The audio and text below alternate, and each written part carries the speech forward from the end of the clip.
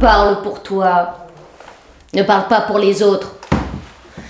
Parce que toute parole ne relève plus désormais que de l'esthétique, d'un jugement du sentiment. Ce n'est plus qu'une question de goût. Et si tu t'en doutes, n'en dégoûte pas les autres. Tu me diras que c'est pas le sujet. Eh bien si, justement. Il n'y a plus rien d'autre comme objet. Tout nous ramène au sujet, à la subjectivité, à un être si particulier. Même s'il prétend toujours à l'universalité ou à l'objectivité. Et chacun se croit artisan et partisan de sa propre loi, autrement dit autonome. Atome indivisible ou électron libre.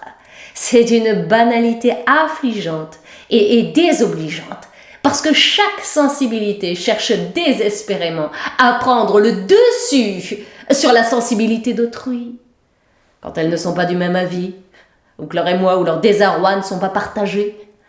Mais les choses sont comme je les ressens, tu comprends? Les choses, elles sont là, elles sont comme je les ressens, je sens que c'est comme ça. Les choses sont comme je les ressens. Il suffit de parcourir le web pour en avoir le cœur net. Nous sommes de plus en plus naïfs, crédules, pathétiques. Il suffit d'arpenter les sites, d'escalader les blogs, de déconstruire les tweets pour y découvrir les visages de l'ego, un concentré de narcissisme, un mélange d'amour et de mépris de soi. Toi qui parles, mon cœur. Mais feuilleter! Parce qu'il s'agit d'une infinité de feuilletons qui alternent la pathologie ordinaire du mytho avec la pathologie extraordinaire du parano. Avec les mêmes professions de foi, être soi, devenir maître de soi, se sentir chez soi, sous le regard médusé ou abusé des autres, des fameux témoins, les amis, lorsqu'ils vous reconnaissent, ou trolls ou intrus, lorsqu'ils vous méconnaissent. Étrange théâtre. Étrange théâtre où les protagonistes sont tour à tour acteurs et spectateurs, parce qu'il s'agit bien d'un spectacle, celui qui nous projette notre débâcle. Il n'y a plus de rideau, non, mais un monde sur le dos. Et le pire, c'est qu'on y croit, même quand on n'y croit pas. L'attrait l'emporte sur le retrait. Et si tu ne le fais pas toi-même, d'autres feront ton portrait. La machine est infernale. Progrès qui ne laisse aucune place au regret, parce que ça se pratique de gré à gré, et même les mécontents finissent par être consentants. Toi qui parles, mon cœur. Parle pour toi, ne parle pas pour les autres. Ça c'est ce que je fais, c'est devenu un tic sans rien d'éthique, alors je ne m'impose désormais que des trucs qui me reposent.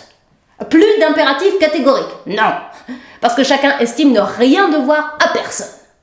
Que des impératifs hypothétiques.